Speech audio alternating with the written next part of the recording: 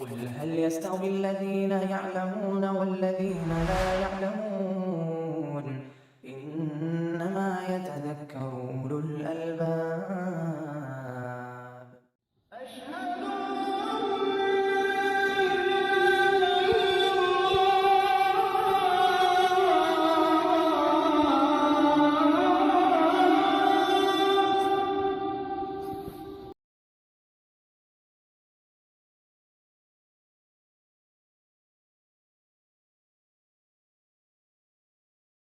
بسم اللہ والحمد للہ والصلاة والسلام علی رسول اللہ محمد وعلی آلہ واصحابہ ومن اہتدی بہداہ اما بعد فکتاب الزکاة ایک نئے سبق کا، ایک نئے چیپٹر کا آغاز ہوا چاہتا ہے، جو اسلام کے عملی ارکان میں دوسرا اہم ترین فریضہ ہے۔ نماز کے بعد زکوٰۃ کا درجہ ہے۔ نماز بدنی عبادتوں میں سب سے اہم عبادت ہے، اور زکوٰۃ مالی عبادتوں میں سب سے اہم عبادت ہے۔ ہم الحمدللہ نماز کے مختلف ابواب سے فارغ ہو چکے ہیں۔ جنازہ بھی ہم نے پڑھ لیا ہے، کتاب الجنائز بھی۔ اب ہمارے سامنے جو باب ہے وہ بہرحال ایک اہم فریضہ کا ہے، اور وہ ہے زکوٰۃ۔ ہم سب جانتے ہیں کہ زکوٰۃ مخصوص مالوں کے اندر ایک واجب مقدار ہے جو نکالی جاتی ہے۔ اموال بھی مخصوص ہیں اور مقدار بھی متعین ہے، اور مصارف اللہ رب العالمین نے جو بیان کیے ہیں، انما الصدقات للفقراء والمساکین والعاملین علیہا والمؤلفۃ قلوبہم وفی الرقاب، الآیہ سورہ توبہ کی آیت میں وہ مصاریف ثمانیہ زکوٰۃ کا مصرف، جس میں سب سے مؤکد حق فقیر اور مسکین کا ہے۔ یہ دونوں دو قسمیں ہیں، فقراء اور مساکین، الگ الگ قسمیں ہیں۔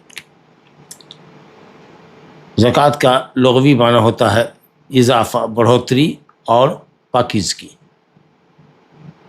عرب کہتے ہیں زکى الزرع، جب پودا بڑا ہو جائے اور درست ہو جائے۔ اس کے نکالنے میں، زکوٰۃ نکالنے میں بڑی حکمتیں۔ مزکی جو زکوٰۃ نکالتا ہے، اس کا نفس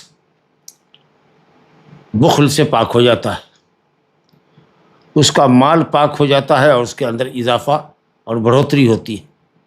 اور اسی طریقے سے فقراء اور مساکین کا بھی نفس مالداروں کے تئیں حسد و عداوت سے پاک ہو جاتا ہے، کیونکہ ان کو مالداروں کے مال سے جو زکوٰۃ نکلتی ہے، جب فقراء اور مساکین کو وہ دی جاتی ہے تو ان کو خوشی ہوتی ہے، اور وہ مالداروں کے لیے دعائیں کرتے ہیں۔ تو فقراء کے دلوں کو حسد اور کینہ کپٹ سے پاک کرنے کا ذریعہ ہے، اور اسی طریقے سے اسلام اور مسلمانوں کی کئی اہم حاجتیں زکوٰۃ سے پوری ہوتی ہیں۔ ہم سب جانتے ہیں کہ یہ اسلام کا ایک اہم رکن ہے، اور جو کوئی اس کی فرضیت کا انکار کرے گا وہ بے اجماع المسلمین کافر ہے، اور جو اقرار کرے فرضیت کا لیکن ازراہ مخالط نہ دے تو اس کے لیے سخت عذاب ہے۔ اللہ تعالیٰ کا ارشاد ہے، وَلَا يَحْسَبَنَّ الَّذِينَ يَبْخَلُونَ بِمَا آتَاهُمُ اللَّهُ مِنْ فَضْلِهِ هُوَ خَيْرًا لَهُمْ بَلْ هُوَ شَرٌّ لَهُمْ سَيُطَوَّقُونَ مَا بَخِلُوا بِهِ يَوْمَ الْقِيَامَةِ۔ ہرگز وہ لوگ جو اللہ تعالیٰ کے عطا کردہ مال میں بخل سے کام لیتے ہیں، زکوٰۃ نہیں دیتے، وہ اپنے اس بخل کو ہرگز اپنے لیے بہتر نہ سمجھیں، وہ ان کے لیے بہت بڑا شر ہے۔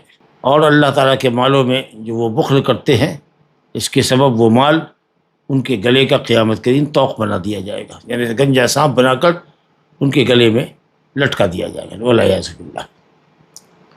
قرآن نے کہا والذین یکنزون الذهب والفضة ولا ينفقونها في سبیل اللہ فبشرهم بعذاب علیم، ان کو دردناک عذاب کی بشارت دے دیجیے۔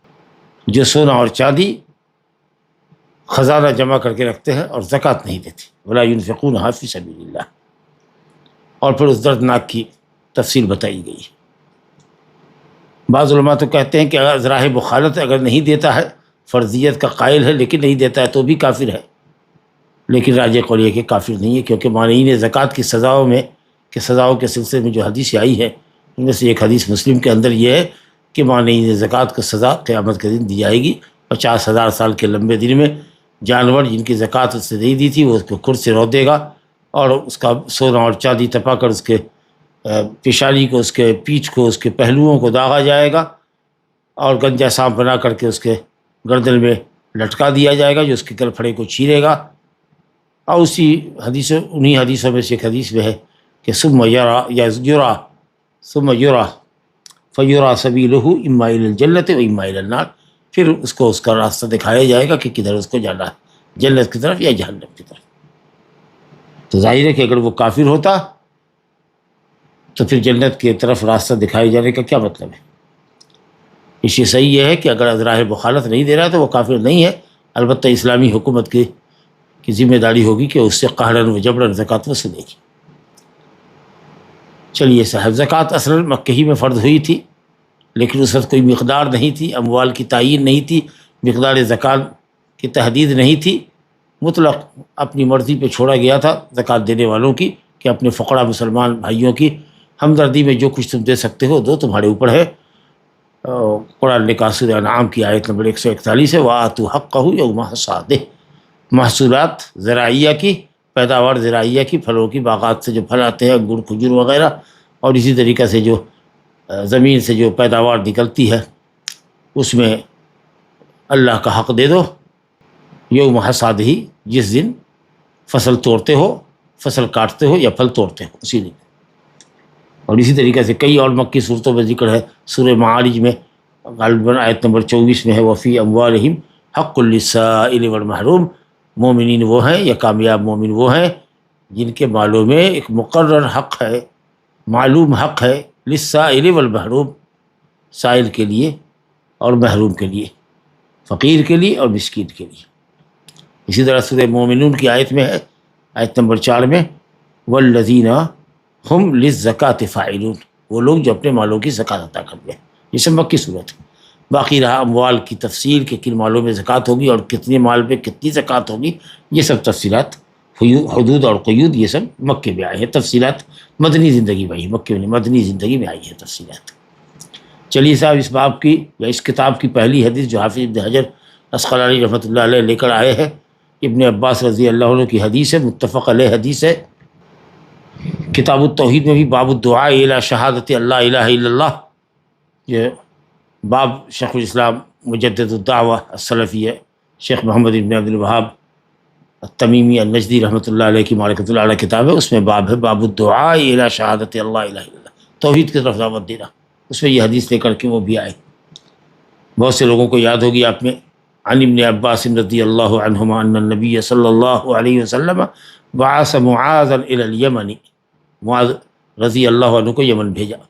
لمبی حدیث ہے، حافظ ابن حجر نے مختصر کر دیا ہے، فذکر الحدیث، پوری حدیث ہے، وفی ہے، اور اس میں یہ ہے، صرف اس مقدار کو یہاں انہوں نے ذکر کیا ہے جس کا تعلق وجوب زکوٰۃ سے۔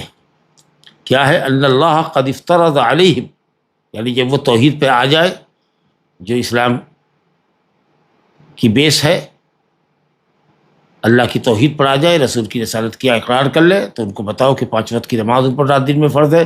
جب اس کی ادائیگی پر کار بند ہو جائے تو ان کو خبر کرو کہ اللہ نے ان کے مال میں صدقہ فرض کیا، ان اللہ قد افترض علیہم صدقۃ فی اموالہم، ان کے مالوں میں اللہ نے صدقہ فرض کیا۔ صدقہ کا لفظ جب مطلق آوے تو مراد زکوٰۃ، جو ان کے مالداروں سے لی جاتی ہے اور ان کے فقراء میں پلٹا دی جاتی ہے۔ من اغنیائہم، اغنیاء المسلمین سے لی جاتی ہے، فقراء المسلمین میں تقسیم کر دی جاتی ہے۔ تو اس سے معلوم ہوا کہ کہیں کے کسی غنی کی زکوٰۃ دوسری جگہ کے اس شہر کے علاوہ شہر کے فقراء پر خرچ کی جا سکتی ہے، گویا کہ زکوٰۃ کی منتقلی ہو سکتی ہے، جیسا کہ جمہور کہتے ہیں۔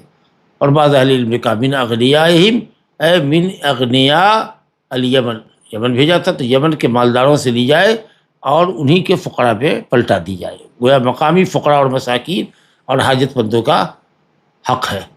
ان کو حقوق دے دینے کے بعد اگر مال بچتا ہے تب دوسری جگہ لے جاؤ.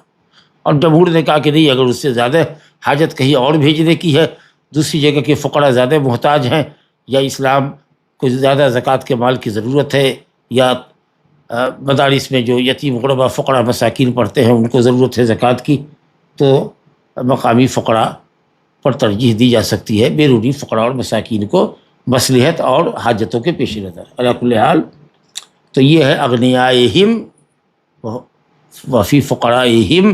یہ ہم کی ضمیر محلی مقامی مالداروں سے لی جائے، مقامی فقراء میں تقسیم کر دی جائے، یا من اغنیائہم اے من اغنیاء المسلمین لی جائے اور فقراء المسلمین میں تقسیم کر دی جائے، چاہے وہ کہیں کے بھی رہنے والے ہوں. بہرحال تو یہی حدیث ہے، اور اس کے اندر یہ جو لفظ ہے ان اللہ قد افترض علیہم صدقۃ، اللہ نے ان پر فرض کیا ہے صدقہ یعنی زکوٰۃ ان کے مالوں میں جو مالداروں سے لی جاتی ہے اور فقراء میں دی جاتی ہے. کہا نا کہ فقیر کا حق چونکہ سب سے مقدم ہے، انما الصدقات للفقراء والمساکین والعاملین علیہا والمؤلفۃ قلوبہم الآیہ.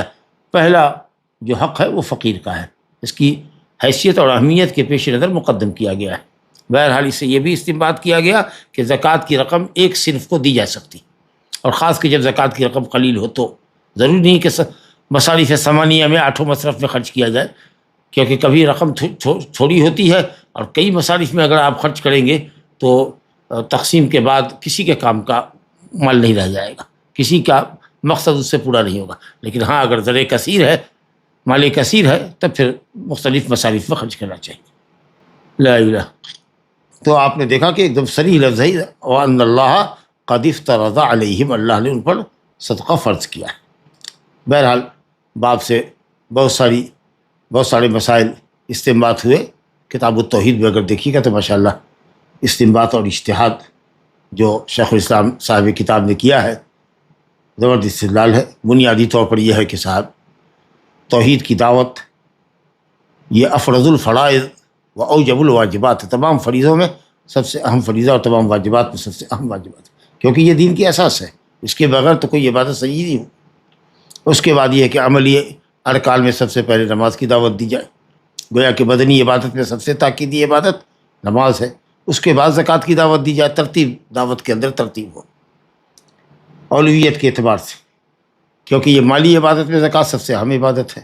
ہاں البتہ یہ سمجھ لیں کہ حدیث میں سیام اور حج کا ذکر نہیں ہے. کئی اہل علم نے کئی جواب دیے ہیں، لیکن بہتر جواب یہ ہے کہ نماز اور زکوٰۃ کا اہتمام شریعت نے بہت زیادہ کیا ہے، اور قرآنی آیات کے اندر بھی درجنوں مقامات کے اوپر صلاۃ اور زکوٰۃ کا ساتھ ذکر ہوا ہے.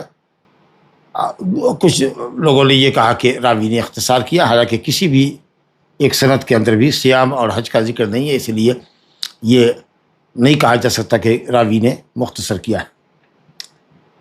تو اس لیے کہ فوکس کیا گیا ہے اسلام میں زیادہ نماز اور زکوٰۃ کے اوپر. دوسری یہ کہ جس وقت بھیجا تھا آپ نے حضرت معاذ بن جبل انصاری رضی اللہ عنہ کو یمن، ربیع الاول کا مہینہ تھا سن 10 ہجری، اور ظاہر ہے کہ اس وقت نہ رمضان کا روزہ تھا نہ حج کا مہینہ تھا، تو اس لیے نبی صلی اللہ علیہ وسلم نے نماز اور زکوٰۃ کا ذکر فرمایا، اور ان دونوں فریضوں کو یعنی سیام کو اور حج کو مؤخر کیا کہ جب وقت آئے گا تو پھر اس کے روزے کو اس کے وقت میں اور حج کو اس کے مہینے میں ذکر کرو گے.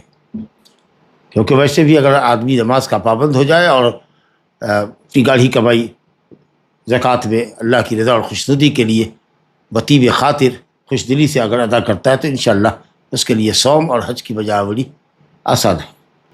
تو جب ایمان ان کے دلوں میں انشاءاللہ جب مستقر ہو جائے گا، جگہ پکڑ لے گا، تو پھر ان کے لیے دوسرے اعمال کی بجاوری آسان ہوگی. اسی نبی صلی اللہ علیہ وسلم نے اس کے ذکر کو مؤخر کیا. لا الہ الا اللہ. چلیے صاحب، تو یہاں پر ایک مصرف کا ذکر کیا گیا جس کو ہم نے بتایا کہ ایک مصرف میں بھی خرچ کر سکتے ہیں 8 مصارف میں سے، اور اگر مال زیادہ ہو تو دوسرے مصارف میں بھی خرچ کرنا چاہیے.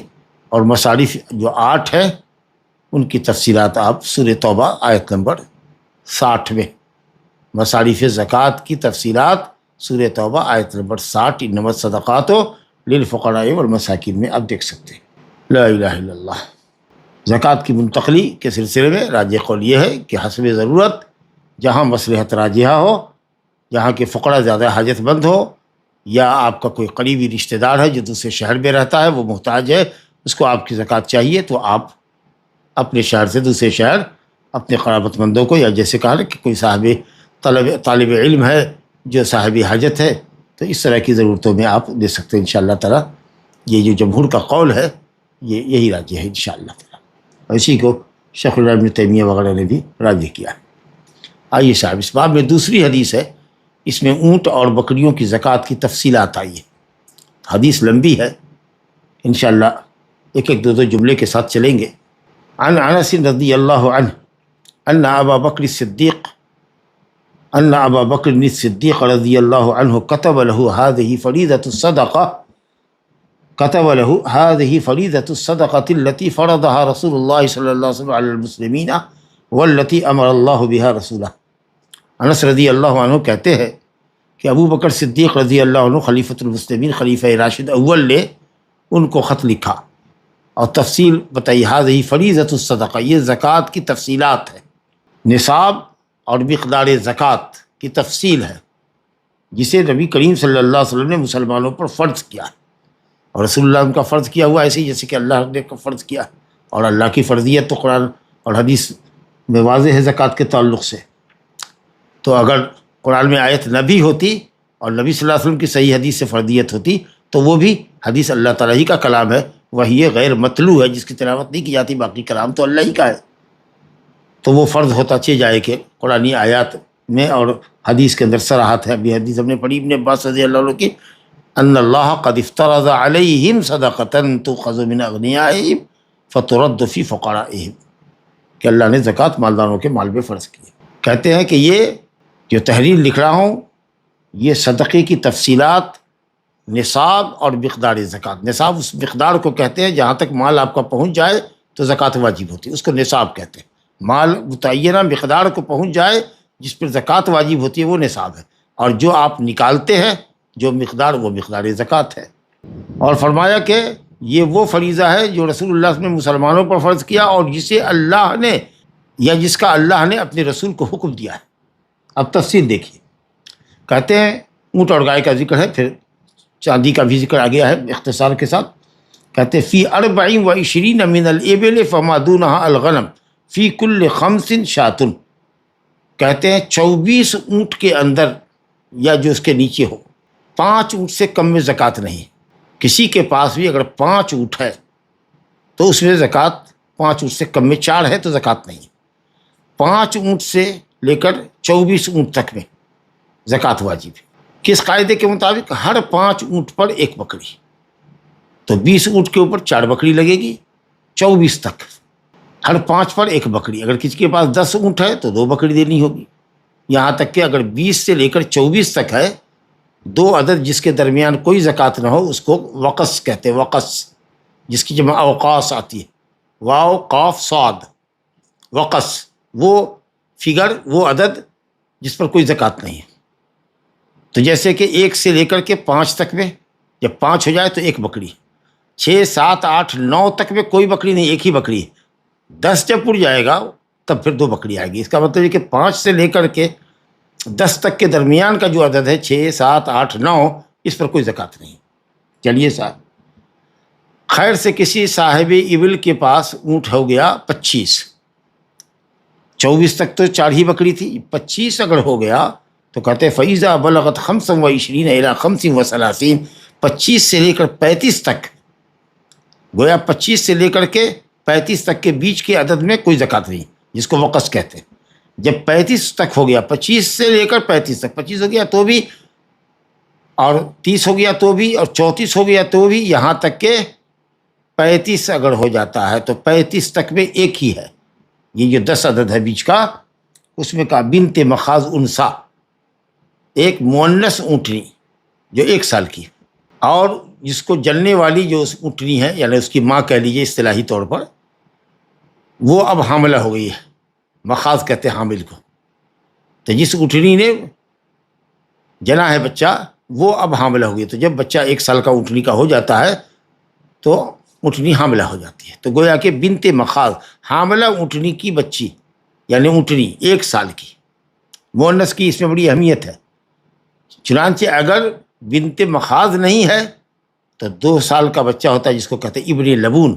اگر 2 سال کا آپ اونٹ مذکر دے رہے ہیں تو برابر چلے گا. یعنی 1 سال کی مؤنث اونٹنی برابر ہے 2 سال کے مذکر کی. تو وہی کہا جا رہا ہے کہ 25 سے لے کر 35 تک میں ایک بنت مخاض ہے، انثی مؤنث اونٹنی کا بچہ، یعنی اونٹنی کا مؤنث بچہ جو 1 سال کا ہو جس کو جننے والی اونٹنی حاملہ ہو گئی. اگر کسی کے پاس وہ 1 سال کی مؤنث اونٹنی نہیں ہے بچی تو اس کو بنت کہتے ہیں ابن لبون ذکر دینا ہوگا. مذکر ابن لبون جو 2 سال کا مذکر ہوتا ہے. چلیے 35 تک تو یہ حکم رہا بنت مخاض کا یا ابن لبون کا جو 2 سال کا مذکر بچہ ہے. جب 36 ہو جائے تو 36 سے لے کر کے 45 تک میں کہا گیا بنت لبون اب مؤنث دینا ہے. 2 سال کی مؤنث اونٹنی جو 30 سال میں داخل ہو گئی ہے. اب وہ جو دودھاڑ وہ جو اونٹنی تھی جو حاملہ تھی وہ 10 مہینے کے بعد اب وہ بچہ جن چکی ہے اور اب وہ دودھاڑ اونٹنی بن گئی ہے. تو گویا کہ اب اس کا بچہ 2 سال کا ہو گیا ہے اور اس کی ماں جو ہے وہ دوسرا حمل جننے کے بعد دودھاڑ ہو گئی. تو یہ ہوا بنت لبون انثی. چلیے صاحب یہ کب تک ہے؟ 45 تک. 46 سے لے کر کے کہتے ہیں کہ 60 تک کا جو عدد ہے 46 سے لے کر کے 60 تک کہتے ہیں کہ اس 60 تک میں ایک حقہ ہوگا. حقہ کہتے ہیں جو 3 سال کا مؤنث بچہ جو 4تھے سال میں چلا جائے، حقہ یعنی استحقت. اب وہ بچہ جو 4تھے سال میں ہے اونٹنی کا مؤنث بچہ وہ اب اس لائق ہو گیا ہے کہ اس پر سواری کی جائے اور وہ اب اس لائق بھی ہو گیا ہے عمر کے اعتبار سے، یعنی بلوغت اس کی ہو گئی ہے اونٹ کی کہ اب اس کا مذکر فحل جو ہوتا ہے وہ جفتی کے لیے اس پر سواری کرے، یعنی اس سے جفتی کرے. تو یہ کب تک ہے؟ 46 سے لے کر 60 تک ایک حقہ. طروقۃ الجمل یعنی وہ بچہ جو اب 4تھے سال میں ہے کہ اب جمل یعنی مذکر اونٹ اس کے اوپر جفتی کے لیے چڑھے گا. فَإِذَا بَلَغَتْ وَاحِدَةٌ وَسِتِّينَ 61 سے لے کر کے کہتے ہیں 75 تک میں 75 تک میں کہتے ہیں جزعہ ہے. 4 سال کا مؤنث بچہ جو 5ویں سال میں داخل ہوا ہے ابھی اس کے دودھ کے دانت نہیں ٹوٹے. جب وہ مکمل 5 کر دے گا اور 6ٹھے سال میں داخل ہوگا تب جا کے اونٹ عام طریقے سے دتا ہے. تو جزا ہے. یہ 4 عمر ہوئی. 1 سال کا مؤنث بچہ بنت لبون، 2 سال کا مؤنث بچہ بنت لبون، 1 سال کا بنت مخاض، 2 سال کا بنت لبون، 3 سال کا حقہ اور 4 سال مکمل ہو گیا تو جزا. یہ سب مؤنث دینا ہے. کہتے ہیں جب 76 ہو جائے، 76 سے لے کر کے 90 تک، 76 سے لے کر 90 تک میں 2 بنت لبون دینا ہوگا، یعنی 2 مؤنث اونٹنی کا 2 سالہ بچہ دینا ہوگا. مؤنث اونٹنی کا مؤنث 2 سالہ بچہ 2 عدد دینا پڑے گا 76 سے لے کر 90 تک. ماشاء اللہ. اور جب 91 ہو جائے تو 91 سے لے کر کے 120 تک میں 2 حقہ، وہی 3 سال کا جو 4تھے میں آ گیا کہ اب اس کا فحل اس سے جفتی کرنے کو تیار ہے. چلیے صاحب یہ تفصیل آئی کہاں تک؟ 120 تک. اب فرما رہے ہیں 120 کے بعد اگر اونٹ زیادہ ہوتا ہے تو ہر 40 میں ایک بنت لبون اور ہر 50 میں ایک حقہ. ہر 10 عدد کے اوپر ہی یہ تقسیم ہوگی. 120 میں کیا ہوا؟ 2 حقہ. 130 جب تک نہیں پڑے گا یہی حکم رہے گا. جب 130 آ جائے گا تب آپ کے سامنے معاملہ واضح ہے کہ 40 میں 2 بنت لبون ہوا اور اس کے بعد 80 کے بعد 130 میں 50 عدد بچا، ریسٹ 50 بچا، اس پر ایک حقہ ہو گیا. اسی طریقے سے جب 140 جائے گا تو 100 کے اندر 2 حقہ ہوگا، 50 پر 2 حقہ، 40 میں ایک بنت لبون ہوگا. اور 160 اگر ہوگا تو 4 بنت لبون ہوگا. 40 انٹو 4 160. 170 ہوگا تو 120 میں 40 کے حساب سے تقسیم ہوگا، 120 میں 3 بنت لبون اور 50 میں ایک حقہ. اس طریقے سے حساب چلے گا. 120 سے زائد ہونے پر ہر 40 میں ایک بنت لبون جو 2 سال کا مؤنث بچہ ہے اور ہر 50 میں ایک حقہ. اور وہی بات کہی گئی کہ اگر کسی کے پاس اونٹ نہ ہو، صرف 4 ہی اونٹ ہو تو اس میں کوئی صدقہ نہیں ہے مگر یہ کہ مالک چاہے تو اپنی طرف سے دے، کیونکہ ویسے بھی 4 اونٹ جو ہے قلیل رقم ہے، لیکن اگر 5 اونٹ ہو جاتا ہے تو بہرحال مالیت کا تو ہے. تو اس لیے ایسا بھی نہیں کہ اس پہ اونٹ واجب کر دیا جائے، اور ایسا بھی نہیں کہ فقراء اور مساکین کو اس کے حق سے محروم کر دیا جائے. چلو ایک بکری ہی دے دو. ماشاء اللہ. تو یہ اونٹ کی تفصیلات آپ نے پڑھ لی. اچھا، ان تمام جانوروں میں شرط ہے، اگرچہ یہاں نہیں ہے، بکری میں ذکر آئے گا، صائمہ کی ہے کہ سال کے اکثر مہینوں میں وہ عام چراگاہ میں چرتی. اس کا مطلب کیا ہوا کہ اگر کسی شخص نے اونٹ پالا ہوا ہے، 100 سے زائد بھی ہے، لیکن وہ اپنی چراگاہ میں چراتا ہے، اپنا چارہ مہیا کرتا ہے، تو اس پر کوئی زکوٰۃ نہیں.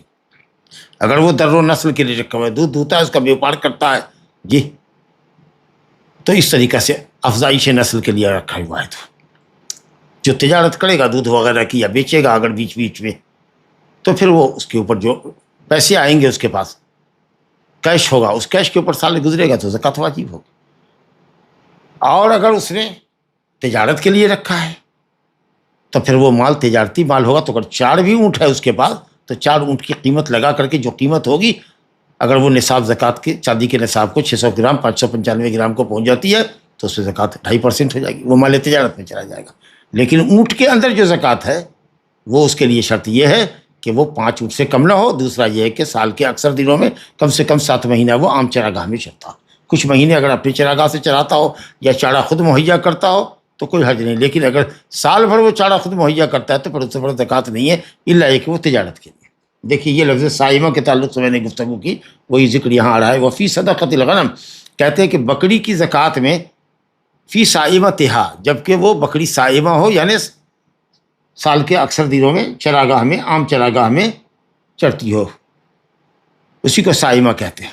سین سے سین الف حمزہ میم اور تائتانی، صائمہ کہتے ہیں کہ بکریاں جب 40 کو ہوں، 40 ہو جائے تو 40 سے لے کر 120 بکری تک میں ایک ہی بکری، اور متوسط مال لینا ہے، نہ خوب موٹی تازی بکری لینا ہے نہ دبلی لینا ہے، جو درمیانی سائز کی ہے، قد و قامت کے اعتبار سے، جسم کے اعتبار سے درمیانی چیز، خیر الامور اوسطھا جی.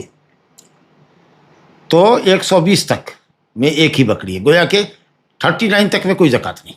لیکن اگر 40 بکری ہو گئی تو 40 سے لے کر 120 بکری تک آپ کے پاس ہے تو ایک ہی ہوگی.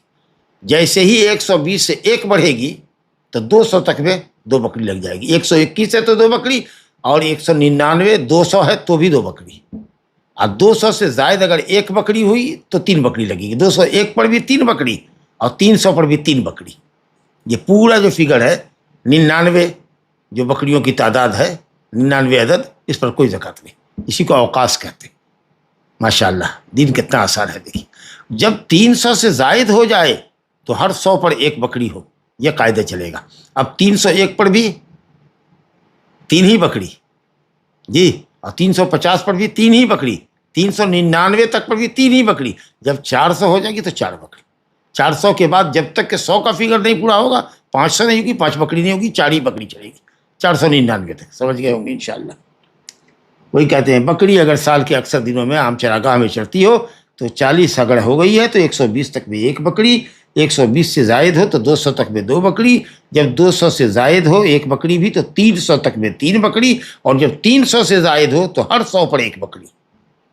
کہتے ہیں اگر آدمی کے جانور جو چراگاہ میں چرنے والے ہیں، فَإِذَا كَانَتْ صَائِمَةُ الرَّجُلِ نَاقِصَةً مِّنْ 40 شَاةً واحدةً، اگر لوگوں کی چراگاہ میں چرنے والے جانور 40 بکریوں سے کم ہیں تو ان میں زکوٰۃ نہیں ہے.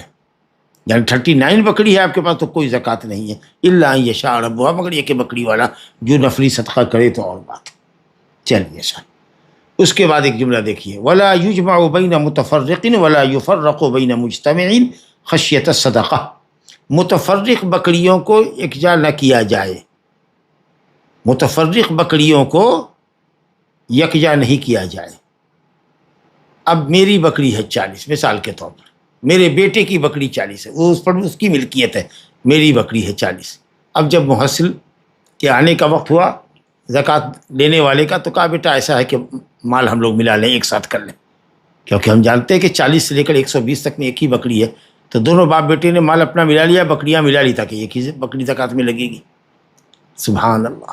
اچھا ہم دونوں مجتمع تھے، ایک بکری زکوٰۃ میں لگنی تھی، لیکن ہم نے کہا اچھا زکوٰۃ والا آ رہا ہے، ایسا کرو کہ مال الگ الگ کر لو، 20 بکری تم لے لو، 20 بکری ہم لے لیتے ہیں، یا 20 بکری کو یہاں رکھتے ہیں، 20 بکری کو 50 کلومیٹر دور رکھ دیتے ہیں، 2 باڑے کے اندر باندھ دیتے ہیں، ظاہر ہے کہ 20 پر تو کوئی زکوٰۃ ہوگی نہیں، تو جو مجتمع مال تھا اس کو متفرق کر دیا، اور جو متفرق مال تھا 40 ہمارے بیٹے کا، اس کو جمع کر دیا تاکہ ایک ہی بکری لگے۔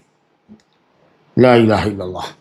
کہتے ہیں کہ متفرق مالوں کو جمع نہ کرو، اور جو مجتمع مال ہیں ان کو متفرق نہ کرو صدقہ دینے کے ڈر سے، خشیت صدقہ۔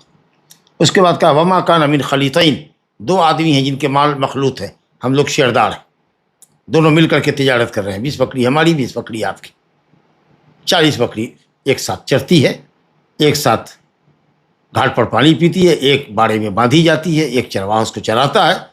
اب محصل آیا، ہماری بکریاں سفید ہیں، آپ کی بکریاں لال ہیں، اس نے دیکھا بکریوں کو، متوسط درجے کی سفید بکری لے لی جو ہماری تھی، آپ کی لال بکریاں اسے نہیں لیا، ایک بکری ہماری لی زکوٰۃ کے اندر، تو ہم لوگ کیا کریں گے؟ اس کی قیمت لگائیں گے، جو بکری لی گئی ہے مارکیٹ میں اس کی کیا قیمت ہے، مثال کے طور پر اگر 5000 روپے کی، اب 20 بکریاں ہم دونوں کی، تو ہمارے حصے کی بکری اس نے لی جس کی قیمت 5000 ہے، تو 2500 کے تو ہم ادا کرنے والے ہوں گے، 2500 آپ ہم کو دے دیجیے گا، اور اگر آپ کے حصے کی لال بکری لے لی ہے، اس کی قیمت 6000 تھی، تو 3000 آپ کو سہنا ہوگا، برداشت کرنا ہوگا، 3000 ہم آپ کو دے دیں گے۔ دونوں پارٹنر ہیں، دونوں نے مل کر کے 40 بکریاں خریدی ہم نے، چلیے صاحب، مگر اس میں ہمارا 1/3 مال لگا ہے، 2/3 آپ کا لگا ہے، تو اگر 6000 کی بکری زکوٰۃ میں گئی ہے تو ہم 2000 کے ذمہ دار ہوں گے اور آپ 4000 کے ذمہ دار ہوں گے، مطلب یہ حساب آپ بہتر سمجھتے ہیں۔ کہا اگر 2 خلیط ہیں، مخلوط 2 آدمی ہیں جنہوں نے اپنا مال کو شیئر میں رکھا ہوا ہے، تو وہ دونوں انصاف کے ساتھ، برابر کے ساتھ، حساب کے ساتھ ایک دوسرے سے اپنا حساب چکتا کر لیں گے۔ اور یاد رکھو ولا یخرج فی الصدقۃ حرمۃ ولا ذات عوار الا ان یشاء المصدق یا مصدق، دونوں پڑھا گیا ہے۔ صدقے کے اندر کبیر السن بکری نہ نکالی جائے، حریمہ بوڑھی، یہ جو دبلی پتلی ہو گئی ہے، دانت جس کے گر گئے ہیں، جھڑ گئے، ولا ذات عوار جس کے اندر عیب ہے، جی لنگ دے کے چل رہی ہے، یا ایک آنکھ نہیں ہے، اسی طرح کی عیب دار کو مت لو، تو مگر یہ کہ مصدق چاہے، اگر مصدق پڑھیں گے تو زکوٰۃ دینے والا، مزکی جو صدقہ دے رہا ہے، تو صدقہ دینے والا تو چاہتا ہی ہے کہ ہم عیب دار کو دے دے، عیب دار بکری ہٹا دے، وہ تو فقیروں کی بہت زیادہ رعایت نہیں کرتا، فقیروں کی رعایت کون کرے گا؟ مصدق، صدقہ لینے والا، کہ اب دیکھیں کہ یہ عیب دار تو ہے تھوڑی، لیکن ہے لہیم شہیم، کسی مسکین کو دے دیں گے یا کسی کو دے دیں گے، وہ گوشت ہی بیچ دے گا تو اچھا فائدہ ہو جائے گا۔ تو اگر اس کو مسئلہ سمجھ میں آ رہی ہے، یا فحل مذکر لیا ہے تاکہ جو بیت المال میں جانور ہیں اس کو جفتی کرانے کے لیے، نسل بڑھانے کے لیے ہم کو ایک فاحل چاہیے، مذکر چاہیے، یہ حملہ بنانے کے لیے مؤنثات کو، تو اگر وہ مناسب سمجھے تو لے لے، تو اس لیے مصدق کی بجائے مصدق پڑھے، صدقہ لینے والا اگر مسئلہ سمجھ رہا ہو، کبیر السن عمر دراز بکری یا جانور کو لینے میں، یا عیبدار کو لینے میں، یا فحل کو، مذکر کو جو مؤنث پر آتا ہے اور اس کو حملہ بناتا ہے اللہ کے حکم سے، تو وہ چاہے تو لے دیں۔ چلیے صاحب، یہ تو بکری کا بھی آپ نے معاملہ سمجھا اور مسئلہ سمجھا۔ کہتے وہ پھر ریقات، چاندی کے اندر، چاندی کے اندر جو خالص چاندی ہے اس کو ریقہ کہتے ہیں۔ ربع العشر ہے، مقدار زکوٰۃ بتا دیا پہلے، ربع العشر 2.5%، عشر کہتے ہیں 10واں حصہ کو، 10%، 100 کا 10% 10 ہوا، اور 10 کو بھی 4 جگہ لگائیے، 10 کا چوتھائی 1/4، تو کتنا ہوگا 2.5، 2.5%، تو کہتے ہیں چاندی میں 2.5% زکوٰۃ۔ وہ آگے کہتے ہیں کہ اگر کسی کے پاس 190 درہم ہو تو اس میں کوئی زکوٰۃ نہیں مگر مالک چاہے۔ اس کا مطلب کیا ہوا کہ اصل میں 200 درہم پر زکوٰۃ، 5 اوقیہ سے کم میں، لیس فیما دون 5 اواق صدقہ، ابو سعید خدری کی صحیح کی روایت آئے گی انشاءاللہ۔ 5 اوقیہ سے کم میں زکوٰۃ ہے، ایک اوقیہ ہوتا ہے 40 درہم کا، 40 پنچے 40 × 5 200 درہم، 200 درہم سے کم میں زکوٰۃ، 199، جنہوں نے کہا 190 ہو تو اس سے کم میں زکوٰۃ نہیں ہے، ارے بابا 190 اس لیے کہا کہ دہائیوں کا ذکر ہوتا ہے نا، 92 ہو 93 ہو 92 93 ہو تو آدمی 90 کہتا ہے، 10 کے اوپر فگر بدلتا ہے، تو اس اعتبار سے کہا۔ ورنہ 199 درہم بھی آپ کے پاس ہے تو کوئی زکوٰۃ نہیں، جب 200 درہم ہوگا تو ہی زکوٰۃ ہوگا، زکوٰۃ واجب ہوگی۔ چلیے صاحب یہ تو سمجھ میں بات آ گئی کہ 200 درہم سے کم میں زکوٰۃ نہیں ہے، اور زکوٰۃ کتنی دینی ہے؟ جب نصاب کو پہنچ جائے 2.5%۔ ومن بلغت عنده من الابل، اب ایک قاعدہ ہے اونٹ کے سلسلے میں کہ جس کے پاس اونٹ میں ایک مقدار واجب ہو رہی ہے، مثال کے طور پر 2 سال کی مؤنث اونٹنی واجب ہو رہی ہے، کب؟ جبکہ 45 سے لے کر کے 36 سے لے کر کے اگر آپ کا 45 تک ہے معاملہ تو آپ کا 2 بنت لبون، جب 46 ہو جائے گا تو آپ کا نصاب بدلے گا، تو 2 بنت لبون آپ پر واجب ہوگی، ٹھیک ہے؟ 36 سے لے کر کے 40 تک میں بنت لبون ہے، 2 سال کی مؤنث اونٹنی۔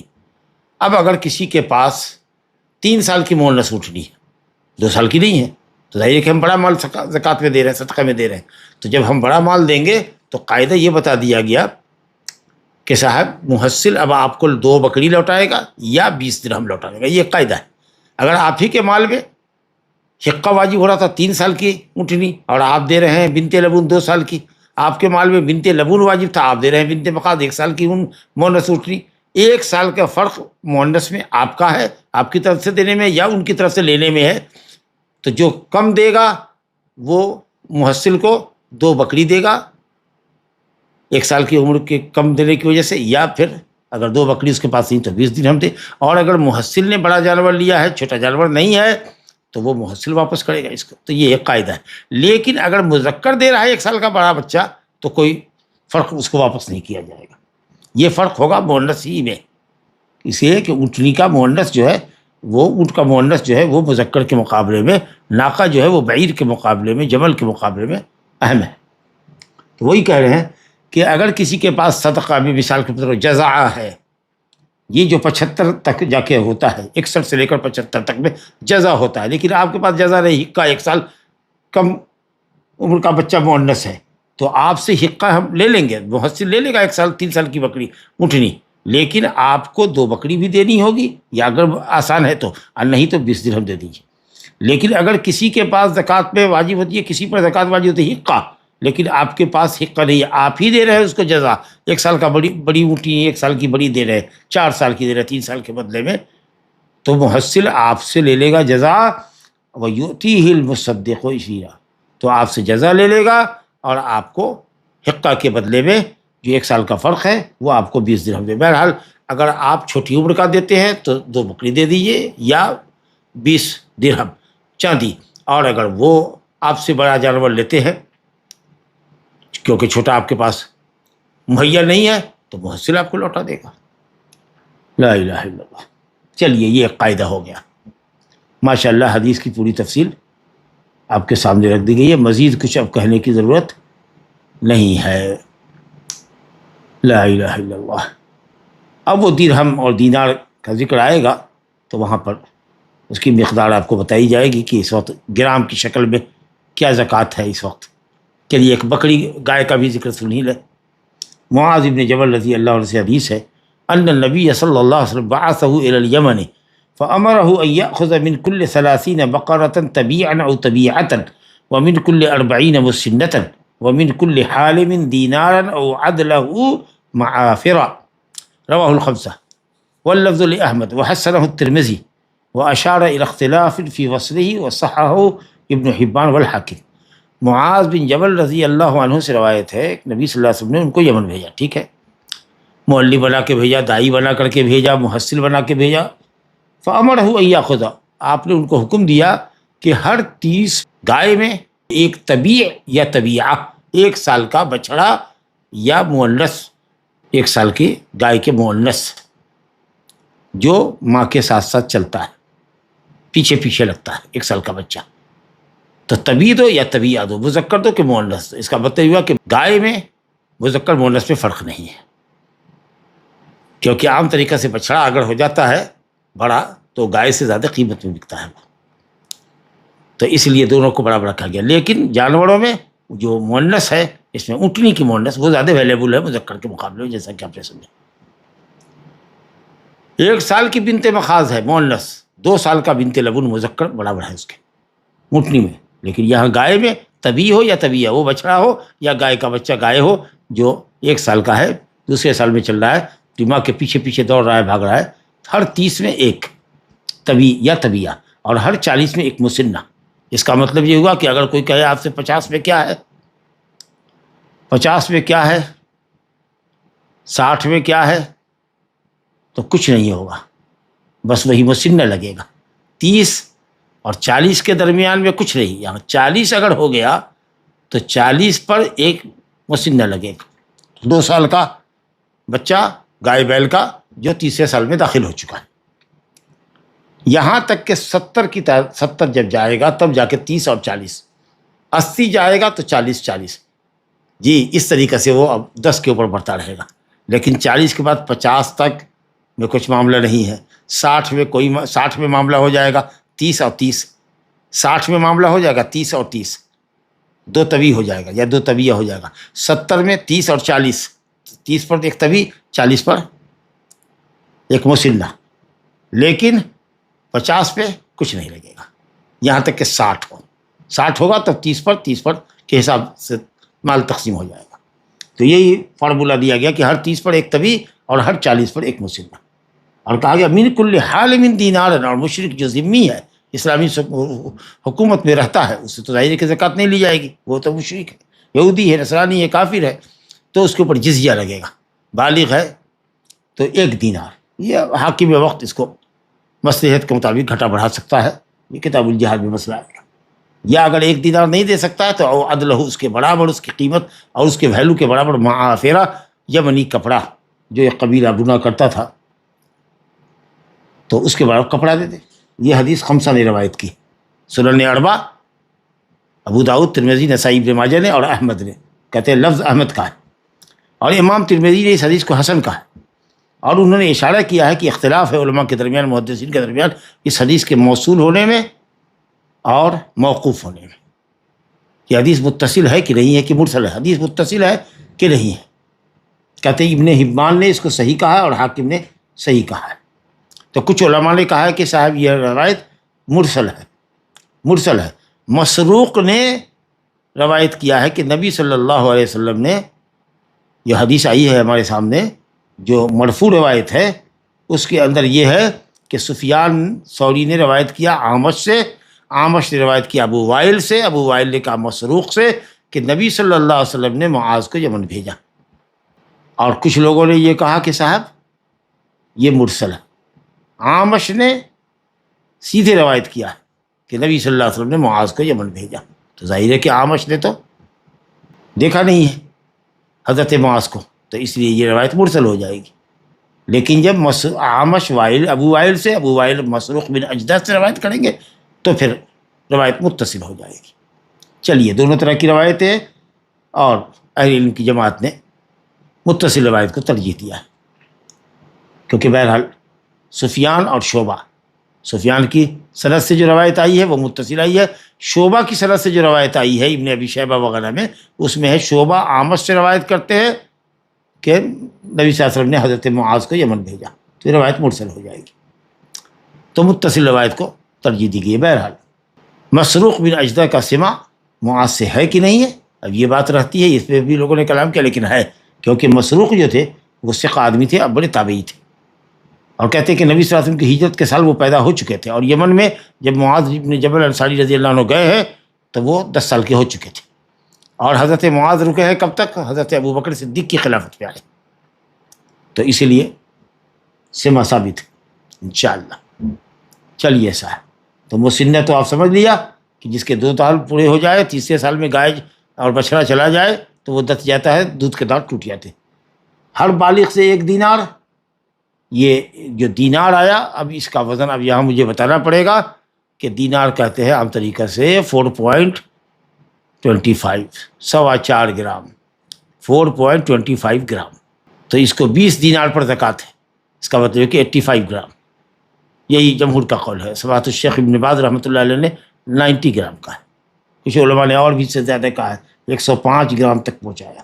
مختلف علماء کی رائے، لیکن جو مفتابی قول ہے وہی 85 گرام یا 90 گرام.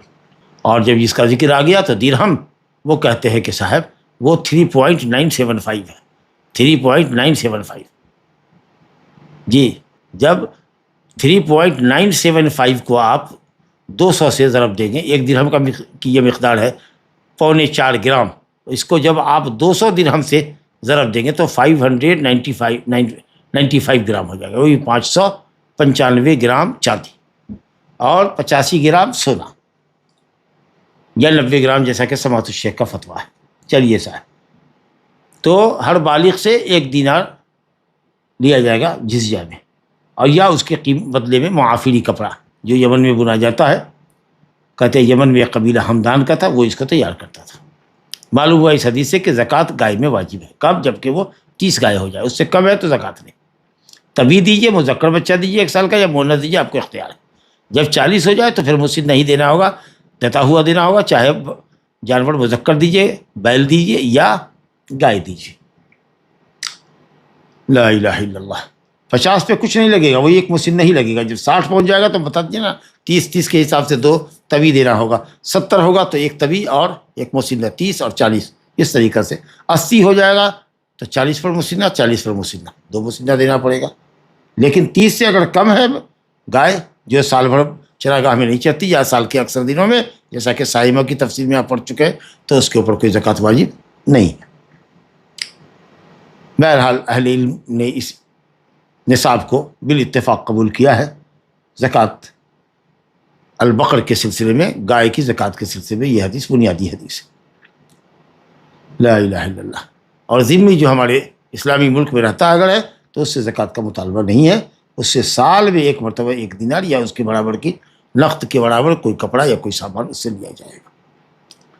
چلیے صاحب، ایک حدیث اور پڑھتے ہیں.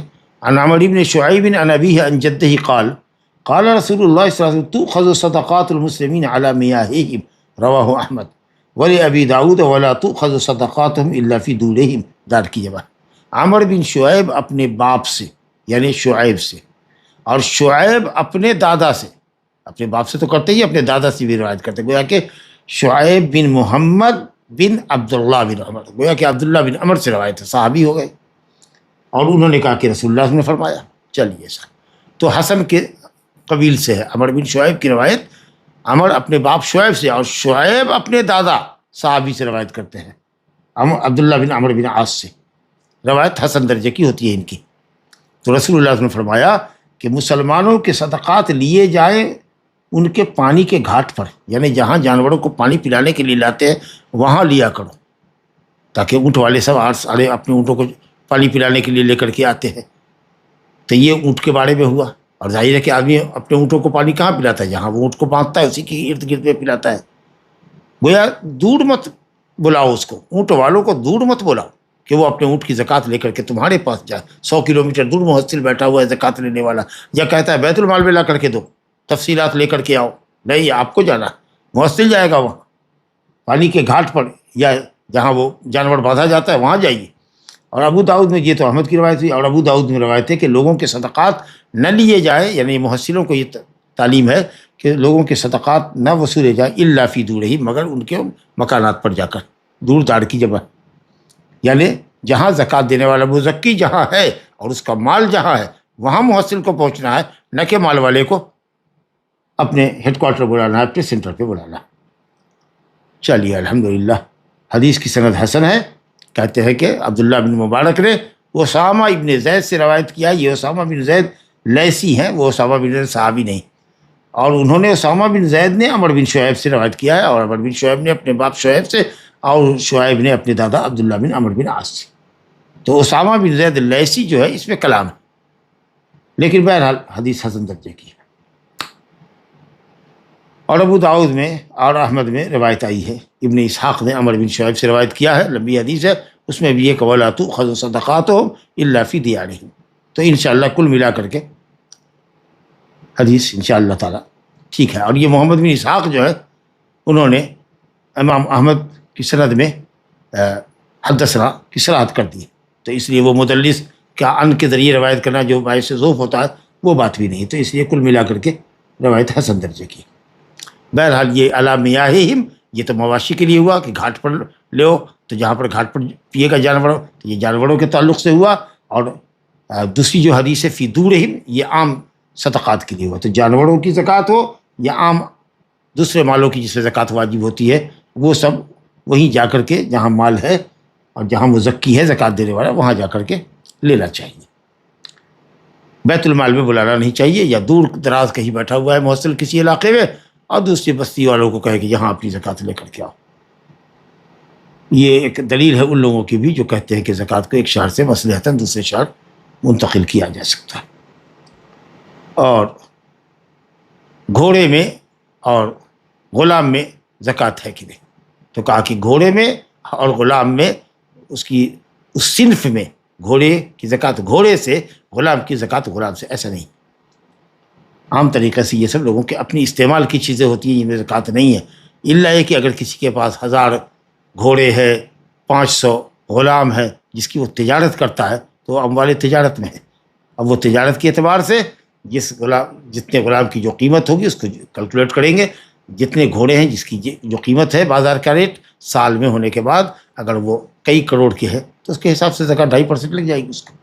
اموال تجارت کا جو معاملہ ہے، ایک غلام ہو یا 2 گھوڑا ہو کہ 1 گھوڑا ہو، اس کی جو قیمت لگے گی سال پر اس کی زکوٰۃ آپ کو دینی پڑے گی. لیکن ایسے اگر آپ 100، 50، 1000، 500 بھی رکھے ہوئے ہیں، لیکن اپنے چڑھنے کے لیے اسی طریقے سے آپ کی گاڑیاں ہیں، 50 لگژری گاڑی ہے، آپ اس پر چڑھتے ہیں باڑی سے ضرورت کے مطابق رکھے ہوئے، 50 گاڑیاں ہیں جو کرائے پر آپ کی چلتی ہیں، ان میں زکوٰۃ نہیں ہے. جو محصول آئے گا، جو کرایہ وصول ہوگا، اس کے اوپر زکوٰۃ لگے گی. اور اگر تجارت کے لیے ہے، آپ نے شو روم کھولا ہوا ہے یا نئی اور پرانی گاڑیوں کی آپ تجارت کرتے ہیں، تو سال کے بعد جتنی گاڑیاں آپ کے پاس بچی ہوں گی اس کی قیمت لگا کر کے آپ پر زکوٰۃ واجب ہوگی. سرپلس آپ کے پاس جو کیش اماؤنٹ ہے اس کو بھی انکلوڈ کیجیے گا. تو حدیث ہے، بہرحال دیکھیے بخاری شریف کے الفاظ ہیں. عن ابی ہریرہ رضی اللہ عنہ قال قال رسول اللہ صلی اللہ علیہ وسلم لیس علی المسلم فی عبدہ ولا فی فرسہ صدقۃ رواہ البخاری ولمسلم لیس فی العبد صدقۃ الا صدقۃ الفطر. ابو ہریرہ رضی اللہ عنہ کہتے ہیں کہ رسول اللہ نے فرمایا کسی مسلمان پر اس کے غلام میں اور اس کے گھوڑے میں صدقہ نہیں ہے. یعنی غلام میں زکوٰۃ واجب نہیں. غلام اور گھوڑا یہ اموال زکویہ میں سے نہیں ہے، زکوٰۃ نہیں ہے ان پر واجب، الا کہ تجارت کے لیے. ہاں، غلام پر صدقۃ الفطر ہے، رمضان کا جو صدقہ ہوتا ہے چاند نکلنے کے بعد جو واجب ہوتا ہے وہ واجب ہے اس کے مالک پر، آقا پر، بشرطے کہ وہ مسلمان. تو کہا لیس فی مسلم میں یہ اضافہ ہے، بہت فائدہ مند اضافہ ہے. لیس فی العبد صدقۃ، غلام میں کوئی زکوٰۃ نہیں ہے، الا صدقۃ الفطر، مگر صدقہ فطر جو اس کے مالک پر واجب ہوگی. هذا وباللہ التوفیق وصلی اللہ وسلم وبارک علی نبینا محمد وعلی آلہ وصحبہ اجمعین. شیخ، اگر کوئی ہم سے قرضہ لے اور غائب ہو جائے اور پیسے واپس آنے کی کوئی امید نہیں ہے تو کیا ان پیسوں کو زکوٰۃ میں شمار کیا جا سکتا ہے؟ نہیں، جو کسی کا قرض لے کر کے بھاگ گیا ہو یا موجود تو ہو لیکن دیتا نہ ہو، ٹال مٹول کرتا ہو اور پتہ نہیں ہے کہ قرض دار کب مال واپس کرے گا، اگر ایسی پوزیشن ہو، ایسا سچویشن ہو تو اس کی زکوٰۃ نہیں ہے. جب مال ملے گا تو 1 سال کی زکوٰۃ دے گا.